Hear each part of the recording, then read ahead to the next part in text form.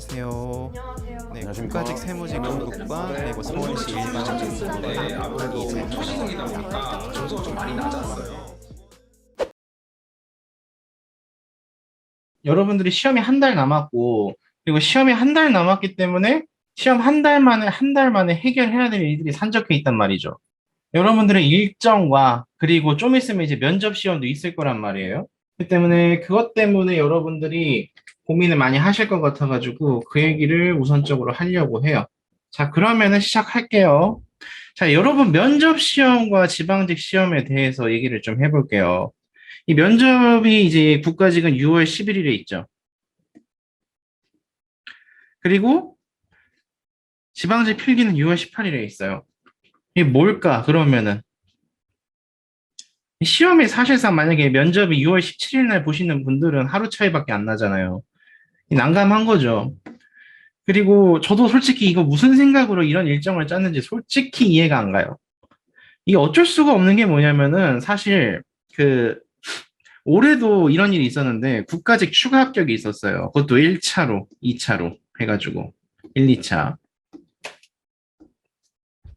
그러니까는 사실 인혁처 입장에서도 되게 짜증나는 게 뭐냐면은 일을 두 번 해야 되는 거잖아요. 두 번 더 해야 되는 거지. 엄밀히 얘기하면은. 왜냐하면 애들이 국가직을 받다가 합격을 해요. 그럼 또 지방직 합격하는 애들도 있을 거 아니에요?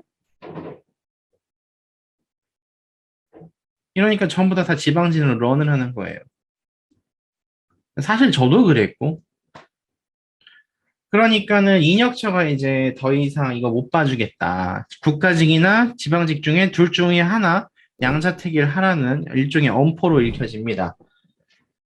그래서 제가 여러분한테 그때 그 설문조사를 했던 근본적인 원인이 뭐냐면 국가직하고 지방직 둘 다 있기 때문에 그리고 또 만약에 둘 다 합격을 해봐요. 그러면은 이거 일정 짜는 게 되게 힘들어지거든요. 그래가지고 그것 때문에 여러분들한테 아, 이거 선택 잘해야 된다. 그리고 일정 고민 제대로 해야 된다라는 거를 보여주고 싶었어요. 그리고 면접 준비와 지방직 필기 시험이 불가능한 건 아닐 거예요. 이게 불가능한 건 아닌데 상당히 제한될 것으로 읽혀지고요. 그래서 제가 그때 말씀드렸던 대로 국가직 우선 수험생은 면접 강의나 면접 스터디를 하긴 하세요. 왜냐하면 국가직이 우선이라고 했으니까. 근데 지방직 시험을 또 안 칠 건 아니잖아요. 그러니까는 최소한 유지를 해야지. 그 때문에 기출문제 회독 정도는 돌려야 이게 가능하다라고 보고 있어요. 그리고 이게 매우 어려운 요구라는 것도 저도 알고 있습니다. 하지만 지방직 시험을 아예 포기하는 게 아니다. 그러면은 이 발표일이 5월 11일이잖아요. 아, 물론 국가직 성적이 매우 우수해가지고 면접에서 뭐 미음만 안 받으면 합격할 수 있는 사람이면은 그냥 국가직만 보는 것도 뭐 나쁘진 않을 것 같은데 아무튼 그렇더라고 해도 5월 11일 전까지 지방직 기출 회독을 매우 빠르게 돌리셔야 돼요. 근데 제가 조금 불안한 게 뭐냐면은 이게 보통 똥줄 라인이라고 하는 그 점수대가 있잖아요. 0.8배수부터. 그리고 0.9배수부터는 진짜 거의 아슬아슬하단 말이에요.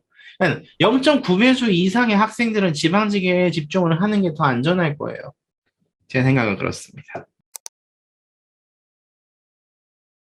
그리고 지방직 우선 수험생들, 이 국가직을 합격했다라고 생각을 하면은 국가직 면접 인강을 안 들을 수는 없겠죠. 아니, 붙었잖아, 일단은 국가직을. 근데 딱 면접 인터넷 강의까지만 듣고 스터디하고 현강은 배제를 하는 게 좋아요. 그리고 예상 면접의 답변을 작성해 보는 것까지는 필요해요. 그리고 지방직 시험에 집중을 해야 되고요.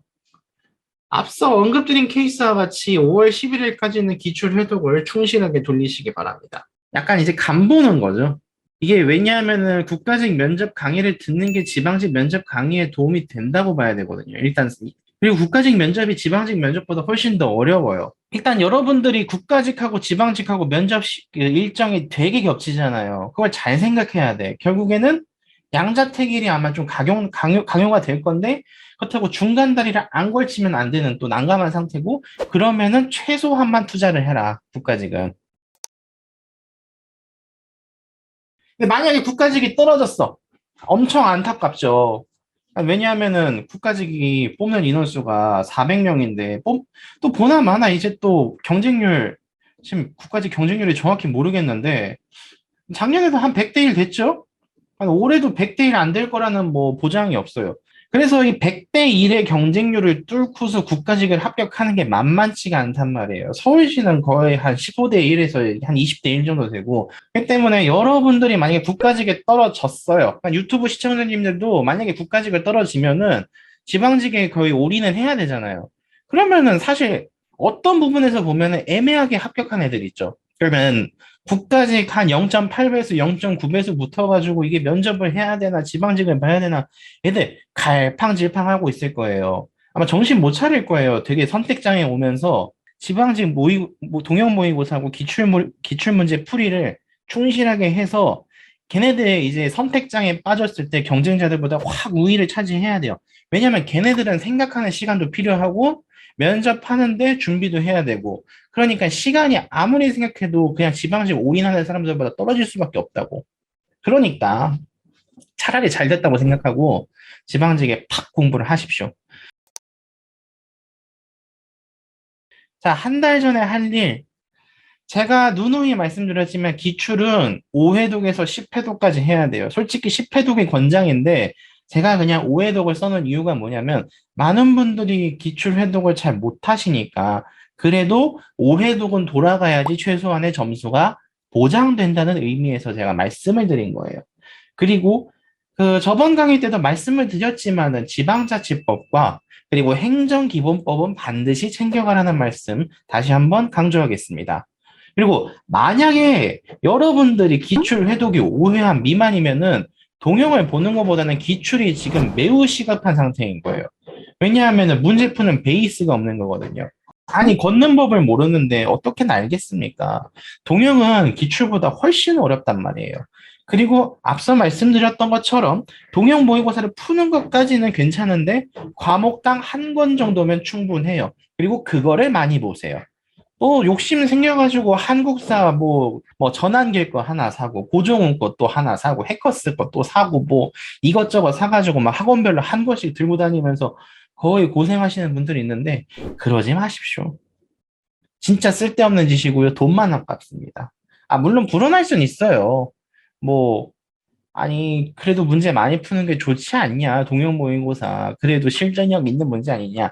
물론 가능한데 하지만 많은 분들이 기출이 약한 상태에서 동영모의고사를 풀려고 하니까 계속 부작용이 나오는 거예요. 왜냐하면은 동영은 어렵고 그러면은 그렇게 해서 많이 틀릴 거고 많이 틀리면 다시 또 기분이 안 좋아지면서 다시 의욕이 없어지고 그리고 자신감도 수축되는 계속 그 악순환이 반복될 수 있다. 다만 제가 얘기했던 대로 기출이 탄탄하다. 그러면은 시험 직전 1주차를 제외하고 많은 동영을 풀어보는 것도 괜찮은 방법이긴 합니다. 즉, 본인의 기출의 누적 수준에 따라가지고 전략을 달리 잡아야겠지요. 자, 그래서 제가 얘기합니다. 어떻게 기출을 빨리 돌릴 수 있는가? 자, 시험 한 달 전. 이 모든 문제를 비슷한 강도로 돌린다는 게 시간적으로 가능할까요? 아니거든요. 이게 제가 얘기를 하는 게 보통 그 행정법이나 행정학이나 한국사나 문제가 한 대략 한 2,000문제 정도 돼요. 기출만. 좀 많다 싶으면 3,000제까지 가죠. 근데 얘를 계속 비슷한 강도로 돌린다는 것은 솔직히 시간 낭비고요. 그리고 아무래도 여러분들이 한 기출 3,000문제 중에서 정말 괴로운 거는 500문제에서 600문제 정도 될 거란 말이에요. 그것도 난이도 상자리 붙은 하드코어한 문제. 그러니까 걔네들하고 씨름을 하셔야지. 계속 똑같은 문제 계속 반복해서 본다는 거는 시간적으로 힘들다. 그리고 제가 전번에 말씀드렸듯이 오답과 방점 찍은 거, 뭐 혹시 세모 찍으신 분들도 있으니까 세모표. 그러니까 애매한 거죠, 얘네들은. 그런 것들 선택지 보는 것도 중요하겠죠. 근데 뭐 맞는 거, 내가 확신에 찬 거, 그런 거는 뭐 다시 보실 필요까지 있겠습니까? 그리고 중요한 개념이 반복되는 문제 있죠. 뭐 여기 제가 이제 행정학 기준으로 써놨는데 윌슨의 규제 정치 고용, 뭐 고객 정치, 뭐 대중 정치, 기업가적 정치, 뭐 이런 것들이 있지 않습니까? 이런 문제 한 행정학 책에 보면은 10문제 정도 반복되죠. 그러면은 요거 한 문제만 딱 살려놓는 거예요. 제일 어려운 걸로. 내가 제일 싫어하는 문제. 그러면은 10분의 1로 압축을 해서 풀 수가 있어요. 그걸 계속 보는 거지. 왜냐하면은 그 문제 하나로 모든 문제를 커버 칠 수 있을 거라는 신념을 갖고 풀면 되거든요. 뭐 그게 가능하겠냐라고 물어보는데 사실 이미 좀 늦었기 때문에 한 달에 그렇기 때문에 시간 배분 효율을 위해서 좀 약간 궁여지책을 쓰는 거기도 해요. 그리고 맞는 선택지의 해설은 안 보고 넘어가라. 이건 무슨 뜻이냐. 특히 법 과목이 심한데 선택지에 대해서 해설이 한 10줄, 12줄 주렁주렁 달려 있을 거예요. 그거 다 보고 있으면은 솔직히 시간이 많이 걸리겠죠. 그러니까는 선택지 딱 보고서 아 이건 맞는 거네. 그냥 보고 넘어가라는 거예요. 이걸 이해하라는 것보다는 눈에 받고 가라. 당연한데요. 아까도 얘기했지만 모든 과목의 기출을 동등하게 공부할 필요는 없습니다. 그런 과목들은 조금 비중을 줄이고, 그리고 여러분들 제일 괴로워하는 과목이 아무래도 영어겠죠? 아닐 수도 있긴 한데, 뭐 유튜브 시청자님들은 뭐 대부분 다 영어라고 하실 것 같고, 뭐 국어인 사람도 있을 거고, 그러면 그 과목 같은 경우에는 조금 기출을 두텁게 가져가도 되는 거겠죠. 즉, 여러분의 실력에 따라서 기출의 비중이 정해지는 거예요. 그리고 80점 라인대 있죠. 이 80과 85. 이때 점수대가 시험 직전 기출을 반복하기엔 가장 이상적인 점수라고 저는 확신합니다. 왜냐하면 80과 85점은 일단은 웬만치 중의 난이도는 풀 수 있어요. 근데 중상과 상을 풀기에는 조금 힘든 실력이에요. 그래서 이걸 뺑뺑뺑뺑 돌리면은 그러니까 대놓고 여러분들을 틀리기 위해서 만든 문제들 그거는 빼고 한 두 문제 정도 돼요. 그래서 기출만 우직하게 돌려도 90점까지는 커버를 칠 수 있으니까 잘 보는 과목에서 점수를 뭐 95, 90 이렇게 맞아 놓으면은 방어 과목이 뭐 준전략 과목으로 전환될 수도 있다고 저는 보고 있습니다. 그래서 90점까지 커버 칠 수 있다는 거는 확실히 유념을 해두시고 이 80점 미만 과목들이 문제야. 사실 이거는 여러분들이 만약에 한 과목에서 80점 미만으로 나온다.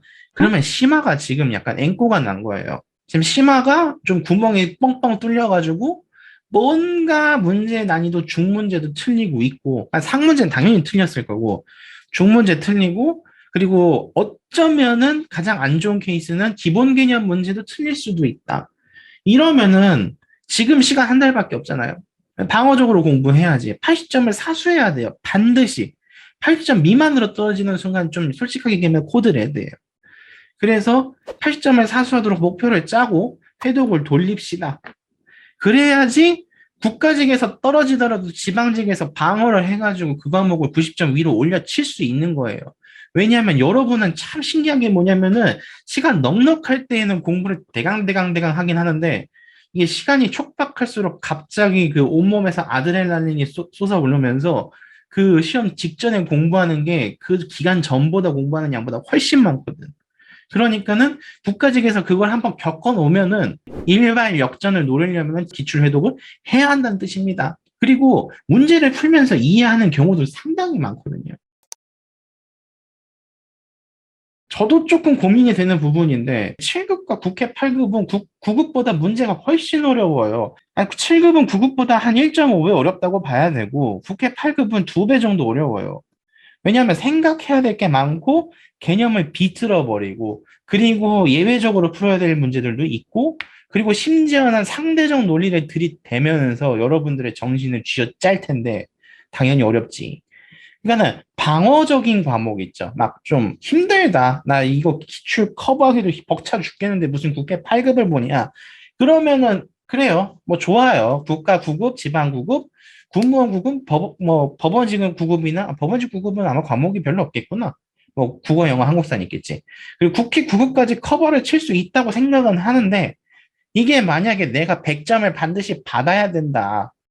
그리고 왜냐하면 방어 과목에서 80점 이상 커버를 못 치면은 전략 과목에서 100점을 후려쳐야지 그게 상세가 된단 말이에요. 그러면은 잘하는 과목에서 당연히 100점을 맞으려고 최선을 다해야겠지. 못해도 90은 넘겨야 되고 95에서 100을 넘기려면은 7급 문제와 국회 8급의 기출 회독이 안 돼 있으면 고득점 받기가 솔직히 힘들단 말이에요. 하는 국가 9급의 이제 전형적인 특징이 뭐냐면은 두 문제는 어렵게 내잖아요. 근데 그게 보통 어떻게 되냐면은 1년 전 7급 그리고 국회 8급에서 출제됐던 유형이 9급으로 싹 내려온단 말이에요. 특히 국어랑 행정법이랑 행정학은 대놓고 그런 편이 있고. 그러니까 그 3년 전 기출문제를 풀어보면은 그래도 매를 맞고 시작하잖아요. 물론 똑같이 나올 확률은 적지. 그래도 면역력이 생기기 때문에 9급의 킬러 문제들에서 면역을 가지고서 풀 수 있단 말이에요. 그러면 95에서 100점이 방어가 가능하겠지. 전략적으로 생각을 하셔야 돼요. 전략 과목은 반드시 7급과 국회 8급을 풀으셔야 됩니다. 이거는 조금 논란의 여지가 있어요. 이건 제 주관성이 좀 강한 얘기예요. 근데 제 생각에는 성적을 막론하고 영단어와 한자는 항상성을 유지하는 게 좋다고 생각합니다. 그리고 아마 영스파에서도 영단어는 매일매일 아마 시험 직전까지도 계속 줄 거예요. 왜냐하면 이 문제가 뭐냐면 영단어나 한자는 어차피 휘발성이 강하잖아요. 뭐 영어 단어 뭐 뒤돌아서면 잊어먹지. 그러니까는 계속 유지를 해서 공부를 하셔야 되고 한자어 같은 경우에는 영단어보다는 조금 덜 중요하죠. 그러니까는 한정된 시간을 효율적으로 사용하려면 기출 한자만 체크해서 암기하시고요. 영단어는 그냥 영스파에서 권장하는 커리큘럼대로 암기하세요. 그래서 시험 직전에도 30분에서 1시간, 15분에서 30분 정도 투자를 하시는 게 좋다고 저는 개인적으로 생각합니다. 물론 만약에 나 영어 단어 빵빵하다, 한자성어 빵빵하다, 그러면야 뭐 괜찮겠다 싶은데 보통 그렇게 자신 있게 얘기하시는 분들이 시험 이제 봐서 이제 뒤통수 맞고 깨지고 오죠. 나는 뭐 알아서 생각하세요, 이건. 제가 얘기를 했지만 회독을 돌리라고 했죠. 그러면은 이제 마무리로 문제를 채내야 된단 말이에요. 즉, 가장 쉬운 문제는 빼고 중간 문제도 빠지고 그러니까 한 달 동안 여러분들은 문제를 1800문제에서 다이어트를 해야 돼요. 한 100문제 정도까지 줄여버리십시오. 줄일 수 있으면요. 아무튼 그러면은 5일간 국어, 영어, 한국사, 행정법, 행정학 한 과목씩 남네. 그러면은 그 한 과목을 기출문제를 한 번씩 끝냅니다. 그러고서 여러분들이 맨 마지막 최후에 볼 문제들만 남겨놓는 거예요. 한 이제 500문제에서 1500문제가 남을 텐데 그 D1 보기 전에 D2 때 거의 한 문제를 엄청나게 다이어트 시켜야 돼요. 그래서 D1, 그러니까 첫 번째, 그러니까 첫날, 그러니까 마지막 날 남았을 때 마지막 과목, 5문제 과목을 간결하게 정리할 수 있도록 하고요. 그리고 D-Day 때에는 그 간결하게 정리한 내용 중에서도 또 그걸 줄여가지고 정말 유의해야 될 상황만 보고 가는 거죠. 자, 팁을 드릴게요. 중복되는 문제는 아까 말씀드렸듯이 가장 어려운 문제 하나만 남기고 소거한다. 중요하고, 그리고 가볍게 봐야 돼요. 마지막에는. 그러니까 장문의 문장은 당연히 지향하는 게 좋을 것이고, 그러니까 법 과목 같은 경우에도 되게 길게 써져 있는 문제가 있고, 짧게 써져 있는 문제가 있어요. 뭐 길게 써져 있는 문제 남기셔도 돼요. 근데 너무 많이 남기면 안 되겠죠. 짧고 짧은 문제로 남기시고요. 독해 문제는 가급적 남기지 않는 게 좋습니다.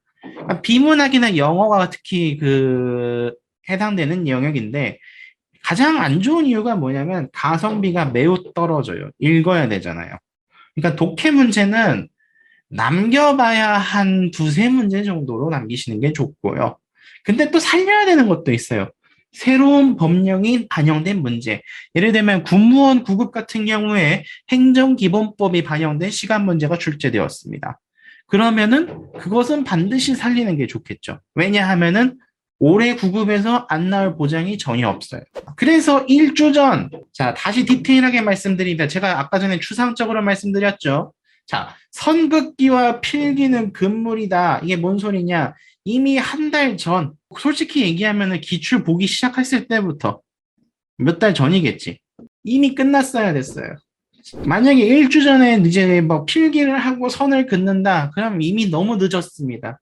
안 돼요. 그리고 이게 한 달 전부터 이제 문제 다이어트를 하라고 말씀드렸잖아요. 1800 문제에서. 그러면은 솔직히 한 시험 D-2주 때 정도 되면은 한 300문제 정도 남기고 D-1주 때 되면은 한 80에서 40문제 남기는 게 목표예요. 사실 매우 힘들어요. 이게 기출이 정말 잘 돼 있지 않은 사람이라면. 그러니까 이거는 권장사항이지 무조건 따라가라는 말은 아니긴 해요. 근데 이렇게 하는 게 좋긴 하지. 근데 욕심으로 인해서 문제를 너무 많이 남기는다. 그건 또 영 좋지가 않습니다. 가장 이상적인 건요. 과목당 40문제 세팅이에요. 나중에 가면 뒤에 이제 이유가 충분히 나옵니다. 그렇다고 해도 과목당 80문제 남긴다. 그러면은 D-1 때 너무 괴로워요. 왜냐하면 또 그때도 또 문제를 줄여가지고 다시 봐야 되거든요. 그리고 눈으로만 보고 아직도 애매한 것만 표시를 합시다. 제가 전번에도 말씀드렸지만 방점 5개, 6개 이상 찍힌 문제들은요. 보통 직전 회독을 해도 애매할 수 있어요. 그리고 그 애매한 내용이다. 한 5번, 6번 봤어. 그래도 몰라. 그러면 당일 시험장에서 그런 유형이 나온 문제가 나오면 틀릴 확률이 7, 80% 이상이고 그렇기 때문에 D-1 때 체크를 해야지 간신히 맞출 수 있는 문제들인 거예요. 그래서 D-1 회독. 그러니까는 한 세팅한 문제들, 그러니까 40 곱하기 5죠, 여기는. 그리고 여기는 80 곱하기 5예요. 그러면 그 사이의 내용을 눈으로 빠르게 훑고서 회독을 합니다. 문제당 1분을 잡으면 200분이고요. 그리고 많이 잡았을 때는 400분 사이가 되겠죠. 그러면은 3시간 20분에서 6시간 40분의 시간이 걸려요. 한 회독 차에. 물론 쉬는 시간이 있기 때문에 그것까지 고려를 해야겠죠. 그래서 제가 문제를 적게 잡아달라고 한 달 전부터 얘기를 하는 거예요. 왜냐하면 많이 남길수록 정말 직전이 너무 힘들어집니다. 300문제 내외를 세팅을 했다고 치면 적어도 하루에 2회독은 돌릴 수 있을 것입니다. 그리고 2회독을 돌렸다면 D-1 때는 할 일이 더 이상 없어요. 그리고 제가 400문제라고 얘기했는데 400문제면은 400분 곱하기 2 그러면 이제 12시간이 훌쩍 넘어버리죠. 쉬는 시간 생각하면은 뭐 15시간, 16시간 될 텐데 그럼 시험 전날에 죽죠. 그렇기 때문에 1회독 때 다시 아는 걸 최대한 줄여가지고 회독을 마무리하세요. 이게 사실 그렇잖아요. 문제가 1800문제, 2000문제 되면은 그러면 과목당 한 5개면은 한 10문제 될 텐데 그거를 회독을 다 할 수 있다라고 얘기하는 거는 솔직히 한 달 남은 입장에서는 완전히 그냥 거짓말이고 즉 이 회독법의 요체는 결국엔 다이어트와 압축과 그래서 정말 에센스만 남기고 다 버리는 그 약간 소거와 그리고 보존의 과정인 거예요. 그래서 이놈의 회독이 참 힘들어요. 무식하게 책을 다 본다 해서 되는 것도 아닐 뿐더러 결국에는 시간적, 경제적으로 효율적인 방법을 찾아간다는 거니까.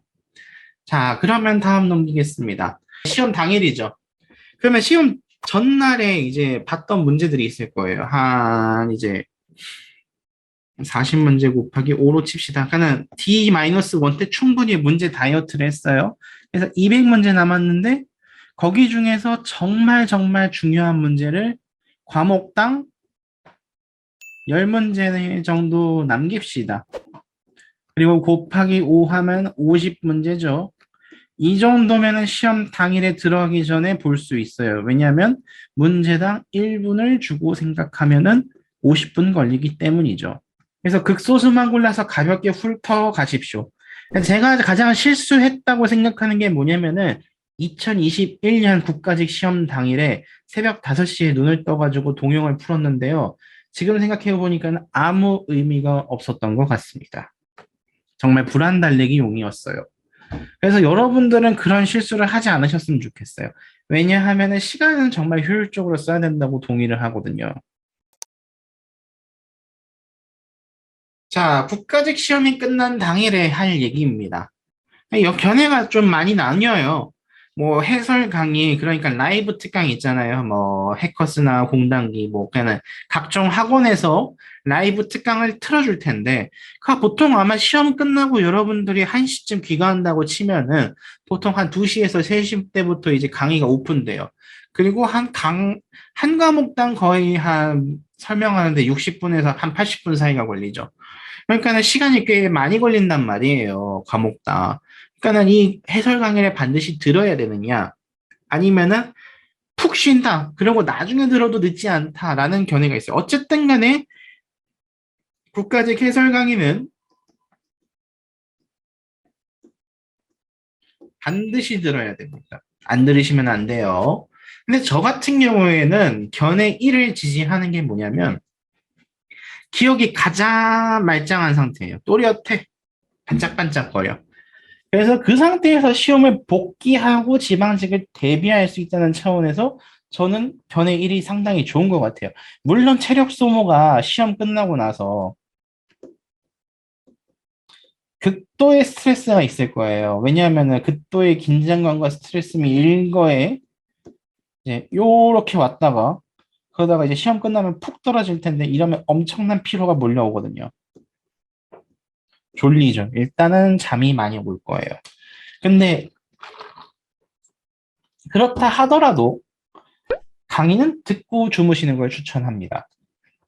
이 합격 예측 서비스, 뭐 대표적으로 G사가 있겠네요. 그 모시기 단기. 그래서 지방직을 응시하시는 학생분들은 예측 서비스를 조회하시지 말길 바랍니다. 왜냐하면은 사람이잖아요. 궁금해요. 신경이 다 거기로 갑니다. 합격 예측으로. 그러면은 쉬고 싶어도 휴식이 잘 안 되겠죠. 결국에는 지방직 공부와 휴식 기간에 매우 부정적인 영향을 미친다는 거예요. 제 경험상 거의 한 일주일은 다 그것만 보고 있었던 것 같아요. 거의 뭐 밥 먹을 때도 그 서버, 그리고 잠자기 전에도 그 서버에 가 있고, 그러니까 그 기간은 공부가 거의 안 됐어요. 그럼 일주일은 날리는 셈이죠. 그러니까 여러분들은 그런 실수를 반복하지 않았으면 좋겠어요. 정말 그 당시에 후회했거든요. 그래서 정말로 궁금하다. 그렇다고 내가 합격을 할 수 있을지 없을지 그게 궁금하면은 학원 내 상담 서비스를 통해서 해결을 하십시오. 그게 가장 적절해 보이고 안전해 보여요. G 모시기사는 절대 들어가시지 말길 바랍니다. 자, 휴식에 대한 권고 얘기예요. 시험이 토요일에 끝나니까 토, 일, 월까지는 푹 쉬는 게 좋습니다. 휴식 기간에는 휴식만 취하세요. 특히 남자 수험생들이 자잘하는 실수가 뭐냐면은 게임을 하거나 어디 돌아다녀가지고 괜히 또 정신력하고 체력을 소모를 해요. 특히 게임, 예, 뭐 리그 오브 레전드, 뭐 아니면은 뭐 월드 오브 워크래프트 뭐 이런 거 많이 하죠. 그리고 뭐 여행 같은 거 간다. 뭐 3일 동안 뭐 어딜 돌아갔다가 이제 뭐 산에 갔다가 이제 뭐 정신을 차리고 돌아오겠느니 마느니, 뭐 바다를 갔다가 뭐 바다의 기운을 받아서 공부를 하겠느니 마느니 하는데 제발 그러지 좀 말라고요. 자, 체력을 소중히 여기세요. 그래서 불필요하게 많은 행동을 하지 마시고, 그럼 제가 권하는 건 뭐냐? 목욕이나 스파, 운동, 스포츠 마사지. 특히 여러분 어깨하고 허리하고 목이 이미 작살이 나 있을 거란 말이에요. 그러면 그거를 풀어주시면서 좀 몸의 체력의 원기를 회복을 하세요. 그리고 화요일부터는 다시 정상 패턴으로 공부에 복귀를 하셔야 합니다. 그러니까 멘탈 회복하고 육체 피로 회복하고 딱 들어오시면 3일 정도 걸리실 거라고 예측이 되고요. 자, 국가직 복귀하기. 일단 가장 먼저 해야 될 거는요. 일단 시험지 깨끗하게 버리지 마시고 다시 들고 오시고, 그리고 시험지가 다시 제공되잖아요. 그러면 백지로 인쇄해서 다시 풀어보시기 바랍니다. 왜냐하면은 그것만으로도 충분히 효과가 있어요. 복귀의 효과가. 그리고 틀린 문제 있을 거 아니에요? 그러면은 해당되는 파트의 기출 문제집에다가 기록을 해둡시다. 뭐 이거는 이제 단원별 얘기하는 거죠. 그냥 틀린 문제 플러스, 그래, 헷갈리는 거, 헷갈렸던 거. 반드시 기록을 해두셔가지고 끼워 놓으셔야 돼요. 뭐 수기로 작성하셔도 되고, 아니면은 뭐 문제를 오려가지고 붙이셔도 되고, 그거는 뭐 본인 재량껏 하시기 바랍니다. 그래서 가정법 과거나 과거 완료 실수로 틀렸다. 뭐뭐 할 텐데, 뭐뭐 했었을 텐데, 이런 거다.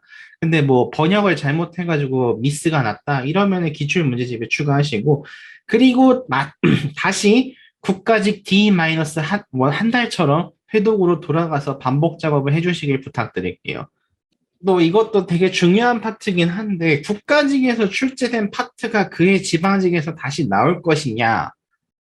이게 좀 의문이긴 해요. 저도 이게 맨날 바뀌어가지고. 근데 기본적으로 그럴 확률은 매우 낮죠. 왜냐하면은 지방직 시험을 이제 인력처에서 출제하잖아요. 옛날에야 뭐 개별 시도에서 따로따로 문제를 냈었지만은 지금은 그런 상태가 아니기 때문에 기본적으로 확률이 낮을 건 분명한데, 그래서 일반적으로 그 해의 국가직 파트에서 나온 문제의 영역은 다소 비율을 낮춰도 되겠습니다. 예를 들어 봅시다. 국가직 행정학 일부 통론에서 NPM하고 탈 NPM 문제가 출제가 되었다고 쳐볼게요. 그러면은 지방직에서 NPM과 탈NPM 문제가 나올 수 있을까요? 안 나오라는 보장은 없겠지만 그런 확률은 상당히 떨어질 겁니다. 그래서 지방직에서는 NPM과 신행정학, 즉 NPA죠. 혹은 과학적 관리론과 인간관계 이론의 비교, 이런 것들이 출제된 확률이 상대적으로 높아지겠죠. 하지만 늘 나오는 영역이 있지 않아요. 우리는 뭐 지방자치법이라든지 아니면 행정규제 기본법이라든지 이런 것들, 그리고 행정법에서 대집행하고 재개발 안 나오면 그건 행정법 문제가 아니죠. 그렇기 때문에 이러한 영역들은 다시 봐야 될 가치가 충분히 있어요.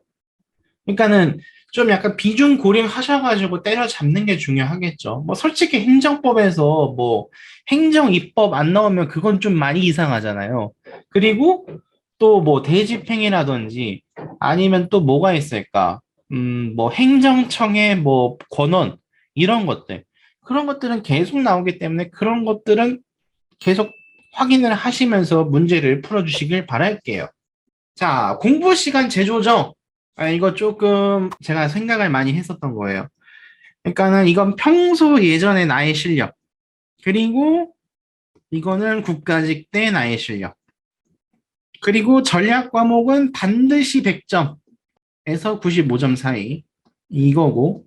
일반 과목은 90점을 기준으로 하고, 그리고 방어 과목은 최소한 80은 지켜야 된다. 이 선이겠죠. 그래서 그거에 대한 공부 시간 재조정에 대해서 한번 읊어볼게요. 일단 점수가 올라간 전략 과목은 그래도 비율을 유지하시는 게 좋습니다. 왜냐하면은 국가직 때 100점을 맞은 게 예를 들어서 내가 운이 좋아가지고 솔직히 해서 찍어서 뽀록으로 맞췄다. 그럴 가능성이 있거든요. 한두 문제 정도는. 그러면은 지방직 때도 반드시 운이 좋아서 찍어서 맞출 거라는 자신이 없잖아요. 그렇기 때문에 비율을 계속 보수적으로 유지를 해주시고요. 그리고 평소보다 점수가 올라간 일반 과목 같은 경우에는 비율을 조금씩 줄여도 좋아요. 10%에서 이제 그 왔다리 갔다리 하는 비율로 줄이시고요. 그리고 평소보다 점수가 올라간 방어 과목이다. 즉, 내가 원래 80점을 목표로 했어. 근데 90을 맞았어. 이 상태인 거죠. 그러면은 비율을 조금씩 줄입시다. 이것도 너무 많이 줄이지 말고요. 20%가 마지노선이에요. 그리고 현상 유지다. 내가 예를 들어서 95점 받을 실력인데 95점 맞은 전략 과목, 한국사라든지 그런 과목들. 이런 것들은 조금만 늘립시다. 100점을 맞을 수 있도록. 그래도 100점 맞아봐야죠. 그래서 10% 정도 늘리시고요. 그리고 현상 유지 중인 일반 과목, 이거는 한 90에서 90, 아니면 90에서 95, 이 언저리죠. 지금도 괜찮아요. 그러니까 현상 유지를 하면서 조금 실력을 늘리도록 하고요. 현상 유지적인 방어 과목 같은 경우에는 내가 80인데 한 80에서 85 나왔다고 쳐봐요. 일단 현상 유지합시다. 그래도 기출 계속 보기 때문에 85에서 90 맞을 수 있는 가능성이 충분해요. 그리고 통상적으로 국가직에 비해서 지방직이 소폭 쉽죠. 그런 걸 고려해 보면은 괜찮다라고 생각을 하고, 그리고 이제 안 좋은 케이스인데 점수가 내려갔다. 이거 좀 많이 안 좋죠. 그러니까 왜냐면 기출과 동영을 반복했는데도 점수가 내려가는 거는 난이도가 엄청 어려웠다라고 하면은 좀 약간 별도의 고려의 여지가 있겠지만은 아마 그렇게까지 안 할 거거든요. 그러면 비율을 상승시키는 게 중요하겠죠. 30%까지 올려야 돼요. 전략 과목 같은 경우는. 그러니까 이런 과목은 어떤 거냐면 평소에 제가 한 95에서 100 왔다리 갔다리 했어요. 근데 90점으로 10점이 곤두박질 친 거죠. 이러면 조금 빨간불이 켜진 거거든요. 그렇기 때문에 빨리 복구를 하셔서 100점으로 다시 회귀할 실력으로 돌리셔야 돼요. 왜냐하면 실수를 했을 가능성이 엄청 높거든요.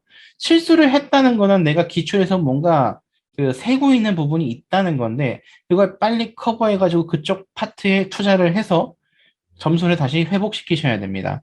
특히 영문법 같은 경우에는 영어 잘하시는 분들도 생각 잠깐 삐딱하게 했다가 틀리시는 게 매우 많거든요. 그런 것들은 문법 빨리 기본서로 돌아가셔가지고 체크한 다음에 문제 다시 또 바짝바짝 풀으셔야 돼요. 그리고 점수가 내려간 일반 과목, 이것도 별로 안 좋죠. 얘는 한 90점 정도 실력인데 85로 내려간 걸로 추정하겠습니다.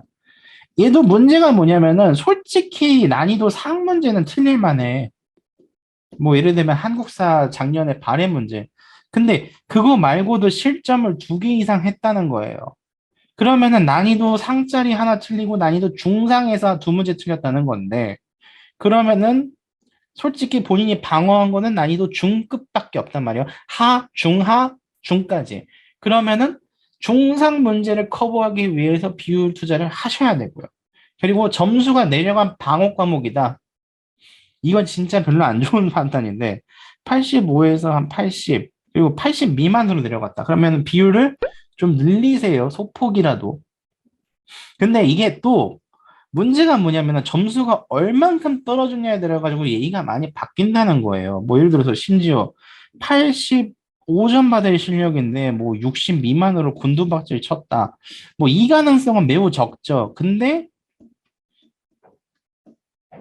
그렇다면은 예외적으로 이걸 비율을 소폭 상승하는 게 아니라 대폭 상승시켜야 되죠. 그러니까 사실 이거는 제가 얘기하는 이그젠플이고, 그러니까 예시에 불과하고 실제 점수의 낙폭이 제일 중요해요. 그렇기 때문에 그 점수를 보고서 결정하고, 그리고 시험 점수랑 그 예전에 내 데이터랑 만약에 차이가 심각하게 많이 난다, 그러면은 저한테 얘기를 하시든지 아니면 학원 내 담당자님한테 빨리 찾아가세요. 이거는 뭔가 지금 병이 심각한 상태예요. 진단을 해야지. 유념해야 될 게 뭐냐면 사실 되게 중요한 건데 여러분들이 국가직 시험을 치고 나면은 국가직 시험에 모든 시험의 절대적 기준이 돼버려요. 요거에 모든 포커스를 맞춘단 말이에요. 근데 그렇게 되면은 지방직에서 또 변수 맞아가지고 망할 수가 있단 말이에요. 즉, 제가 얘기하고 싶은 건 뭐냐? 제일 피해야 될 게 모든 문제의 분석 기준이 국가직으로 고착화되는 것입니다. 왜냐하면 국가직 때 어려웠던 과목이 지방직 때 반드시 어려울 것이라고 보장할 수 없고 반대로 국가직 때 쉬웠던 과목이 지방직에서 쉬울 것이라고 보장할 수가 없단 말이에요.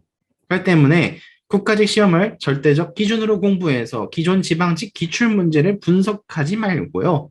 국가직 문제를 머리에 남겨두고 공부를 하면은 난감하죠. 어떻게 될지 모르겠습니다. 자, 그러면 매 시험마다 2과목 정도는 어렵게 출제가 되는 편이에요. 그리고 지방직 때도 2과목 정도는 어려울 거라고 예상을 깔고 들어갑시다. 물론 다 어려울 수도 있어요. 그건 진짜 좀 재수가 없는 거죠, 솔직히 얘기하면은. 근데 지방직 때도 어려웠던 과목이 어렵게 출제될 보장이 없으며 국가직 때 쉬운 과목이 쉽게 나올 보장이 없기 때문에 결국에는 우리의 기준은 뭐냐? 역대 기출의 평균 수준으로 예측을 하고 들어가는 수밖에 없어요. 즉 기준이 당해 국가직이면은 안 된다는 뜻이에요.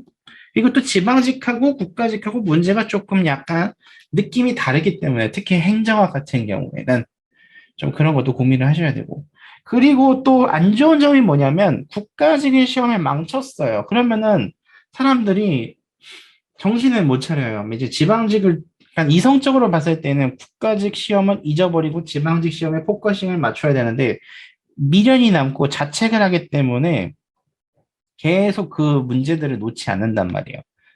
하지만 이성적으로 생각해 봤을 때 국가직 시험 망치면 모의고사 쳤다고 생각을 해야 돼요. 지방직을 준비하는 자세가 가장 이상적이고 또 반대로 얘기했을 때 국가직에서 잘 봤다고 해서 지방직이 무조건 잘 볼 거라는 보장도 없기 때문에 자만하는 거는 정말 금물이겠죠. 즉 조정이 필요합니다. 그리고 지방직 동형 모의고사의 필요성에 대해서 얘기를 해볼게요. 뭐 2달 정도 남았죠. 그렇게 되면 시험이 끝나니까. 그러면 풀어볼 가치가 있긴 있어요. 나는 충분하다고 보고요. 고득점으로 원하는 부서에 가고 싶은 상위권 학생, 즉 평균에서 93점 이상 맞은 사람, 뭐 93, 94, 95. 동형에 힘을 주고 공부하는 전략 나쁘지 않습니다. 다만 본인이 조금 점수가 애매하단 말이에요. 지방직이 보통 평균 90에서 커트가 되죠. 그러면 지금 현재 평균 85에서 92 미만인 학생들은 기출과 지방 동형을 같이 준비하시는 게 좋겠습니다. 그리고 국가직 평균 85점 미만인 학생들은 기출만 푸세요. 딱 평균 90점만 만들고 턱걸이 합격하는 게 최선입니다. 즉 점수별로 전략을 다시 짜시기 바랍니다.